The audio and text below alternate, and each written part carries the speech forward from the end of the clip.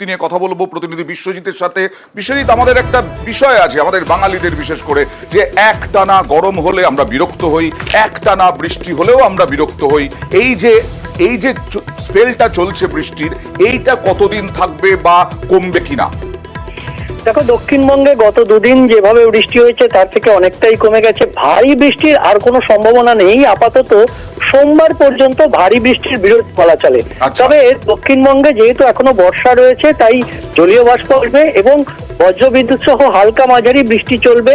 তবে এই বৃষ্টিও ক্রমশ কমবে, সোমবার পর্যন্ত ক্রমশ কমতে থাকবে।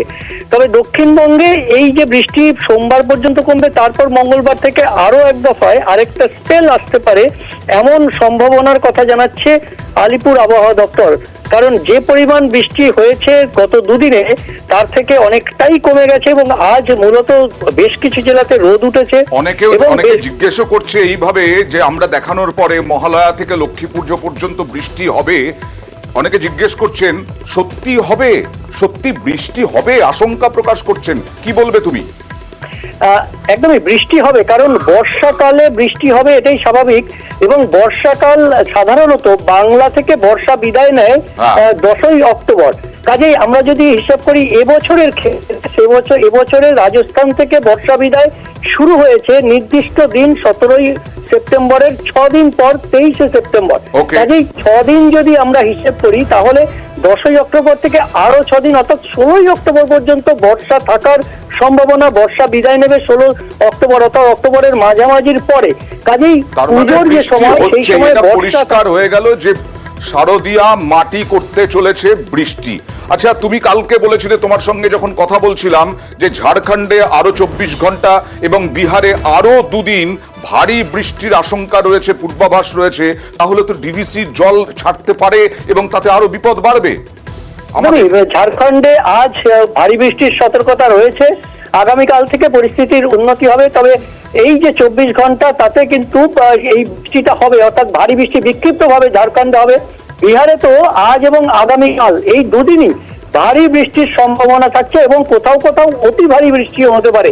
কাজেই বিহার ঝাড়খণ্ডের অতিবৃষ্টি বা ভারী বৃষ্টির যাই হোক, তাতে এই যে জলাধারের জলস্তর বাড়বে, তার ফলে ব্যারেজ থেকে জল ছাড়ার যে পরিমাণ সেটা আবারও বাড়তে পারে, আবার নতুন করে জল ছাড়তে হতে পারে। একেবারেই মানে শারদীয়া শারদোৎসব তাদের আর ছোবে বলে মনে হয় না। এই দক্ষিণবঙ্গের বিস্তীর্ণ এলাকা ভেসে গেছে।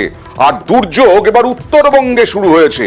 উত্তরবঙ্গে বৃষ্টিতে বিপন্ন, কোথাও ধস, কোথাও একেবারে বাড়ি ভেঙে পড়ছে।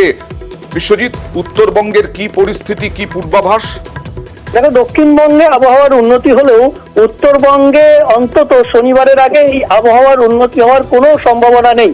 এবং শনিবারও বেলার দিকে, অর্থাৎ বেলার দিকে আবহাওয়ার পরিবর্তন হতে পারে। তার আগে আজ এবং শনিবারের কিছুটা অংশ মিলে ভারী বৃষ্টি থেকে অতি ভারী বৃষ্টির সতর্কতা রয়েছে। বিশেষ করে পার্বত্য এলাকা, দার্জিলিং, কালিম্পং এবং জলপাইগুড়ির কিছুটা অংশ এবং আলিপুরদুয়ার, এই 4 জেলাতে অতি ভারী বৃষ্টি অর্থাৎ 70 থেকে 200 মিলিমিটার পর্যন্ত বৃষ্টি হতে পারে। ভারী বৃষ্টি হবে কোচবিহারেও, এছাড়াও মালদা ও 2 দিনাজপুরেও বিক্ষিপ্তভাবে বৃষ্টির সম্ভাবনা রয়েছে। কাজেই এই যে পার্বত্য এলাকায় গত 3 দিন ধরে ভারী থেকে অতি ভারী বৃষ্টি, প্রবল বৃষ্টি হচ্ছে, তার ফলে ধসের আশঙ্কা এখনো থাকছে। যে নদীগুলো রয়েছে তার জলস্তর বাড়বে। আমরা দেখতে পাচ্ছি দুর্যোগ, ভয়ঙ্কর দুর্যোগ, এবং সেই ছবিও দেখাবো পরবর্তী সময়ে। আসলে পুজো